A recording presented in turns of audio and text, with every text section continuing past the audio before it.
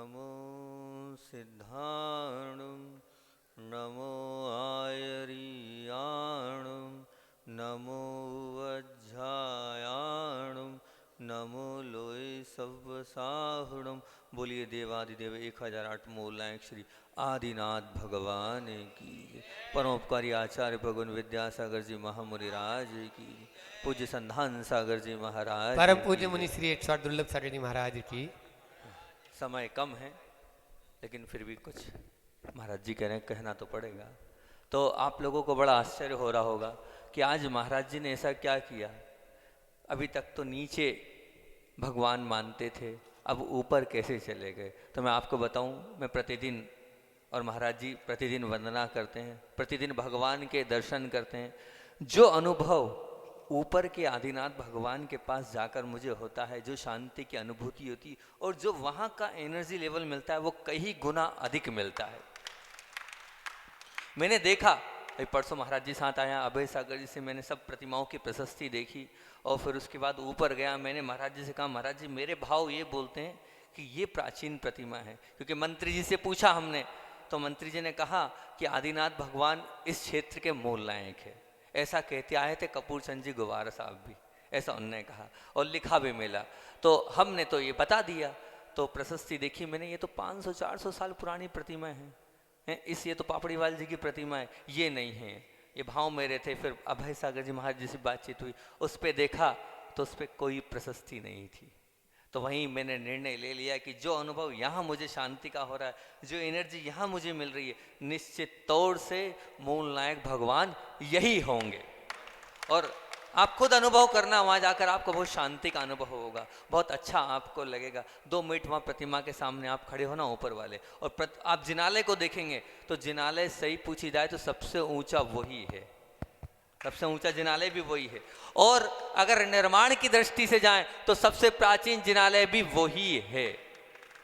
आज आप उसको चेक कराएंगे तो आपको पता चलेगा सबसे प्राचीन जिनालय वो। तो उस भगवान के भाव थे। मैंने मेरी ओर से तो उसे प्राचीन घोषित कर दिया, क्योंकि इससे प्रशस्ति भी नहीं है। और प्रशस्ति तो वो पूर्व में ही लिखी नहीं जाती थी। हजारों वर्ष पूर्व की जो प्रतिमाएं आप देखेंगे उनमें प्रशस्तियां नहीं मिलती थी। ये तो अर्वाचीन प्रशस्तियों का प्रकरण चालू हुआ है, इसलिए मैंने तो अपनी ओर से घोषणा कर दी है। कमेटी जाने, आप लोग जाने। पर मुझे वहाँ बहुत अच्छा लगा और बहुत शांति का अनुभव हुआ और एनर्जी फील ज़्यादा हुई उन भगवान के सामने। तो मैंने इसीलिए वहाँ की शांति धारा करी, अन्यथा लगा हो कमेटी वालों को तो क्षमा चाहता हूँ मैं। इसलिए आज के दिन 1008 मंत्रों से शांति धारा वहाँ करी। और निमित्त ऐसा नहीं कि यहाँ हुई है, देश में सभी जगह जूम सिस्टम कर दिया था, सब जगह शांति धारा हुई। अमेरिका में भी और अन्य अन्य बाहर विदेशों में भी हुई। मंडी मामारा के बड़े बाबा आचार्य भगवान के मुख से सुना था। 2 बड़े बाबा प्रसिद्ध बुंदेलखंड में, एक तो कुंडलपुर के बड़े बाबा और दूसरे मंडी मामारा के बड़े बाबा। आज वहाँ भी हुई। अजनास के आदिनाथ भगवान, जहाँ से हम निकले हैं जिन आदिनाथ भगवान से, वहाँ भी आज शांति धारा हुई। वो प्रभावकारी, चमत्कारी, अतिशयकारी सेतपुर के आदिनाथ भगवान, वहाँ भी आज हुई। और शायद नेमावर के आदिनाथ भगवान जो नर्मदा नदी से, सब जगह यहाँ चल रहा था मंत्र। और सब जगह वहाँ पर सभी जगह 1008 मंत्रों से शांति धारा हो रही थी। ये परम पावन अवसर सिंगापुर, महाराज जी बोले सिंगापुर में भी हुई थी। हाँ,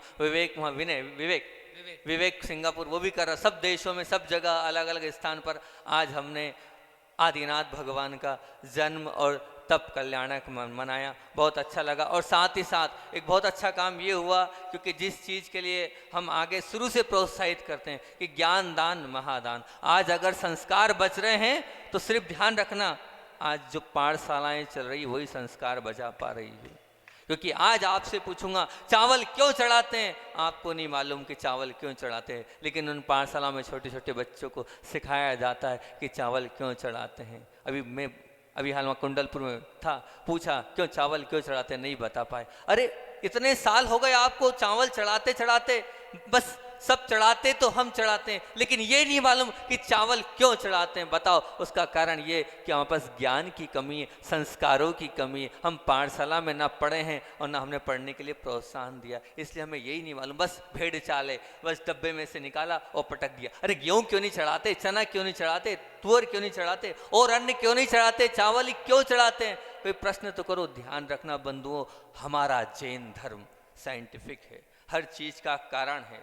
बिना कारण के कोई कार्य नहीं हमारे यहाँ, बिना कारण के कोई भी नहीं। चावल क्यों चढ़ाते, उसके पीछे भी हेतु है। पता है आप लोगों को हेतु नहीं है तो बता देता हूँ। चावल कोई समय नहीं है प्रश्न उत्तर करने का। चावल हम इसलिए चढ़ाते हैं कि वो जो चावल होता है उसके ऊपर का जो छिलका होता है वो उतर जाता है। उतर जाने के बाद उसको आप जमीन में बोओगे तो वो उगेगा नहीं। इसी भाव से हमें चावल अक्षय पद की, हे भगवान ये चावल इसलिए चढ़ा रहा हूं जैसे इस चावल में अब जन्म मरण समाप्त हो गया है, ऐसा मेरा जन्म मरण समाप्त हो और मैं आपके चरणों में जाकर बाजू में बैठ जाऊं। इस भाव से मैं चावल चढ़ाता हूं। ये भाव से चावल 25 25 30 30 40 साल हो गए चावल चढ़ाते, लेकिन यही नहीं मालूम कि हम चावल क्यों चढ़ा रहे हैं, क्या मतलब हमारे चावल चढ़ाने। कोई बात नहीं, गलती हो गई, कोई बात नहीं, लेकिन आप पाठशाला पढ़ें, ज्ञान पढ़ें। और जो बड़े लोग हैं, एक बात ध्यान रखना, ज्ञान दान का भी महत्व है।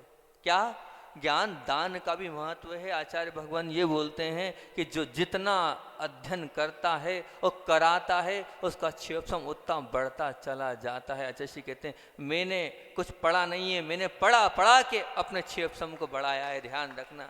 और आप जितना ज्ञान दोगे उतना बढ़ेगा। अजय भैया पुण्य मानना, ये 4 से 8 10 बच्चे नहीं है, ये भविष्य है देश का, हमारी समाज का। कम बच्चे आए तो विकल्प नहीं करना, एक आए तो भी पढ़ाना। तुम्हारा पुण्य का मीटर तो चालू हो जाएगा जब तुम घर से निकलोगे पढ़ाने के लिए। और एक को भी पढ़ाओगे तो पुण्य मिलेगा, 10 को मिलाओगे तो ही पुण्य मिलेगा। घबराना मत, कोई नहीं आए तो तुम बैठ के पाठ कर लेना, लेकिन पाठशाला बंद मत होने देना। ध्यान रखना इस बात का ध्यान रखना मंत्री जी। पाठशाला बंद नहीं होनी चाहिए। जो चल रहा है वो ज्ञान का दीपक जो आज चालू हुआ है, आपकी जब तक घट में सांस है तब तक चलना चाहिए। ध्यान रखना। आप लोग यहाँ पे रहने वाले हैं इसलिए आप लोगों को आगाह कर रहा हूँ, पाठशाला को बंद मत होना। ये बहुत बड़ा ज्ञान दान का कार्य है। वो याद रखना, वो कुंद आचार्य भगवान कब बने थे आपको सबको मालूम है। एक छोटा सा शास्त्र उन्होंने एक मुनिराज को कोटर से निकाल के दिया था और वो क्या बन गए?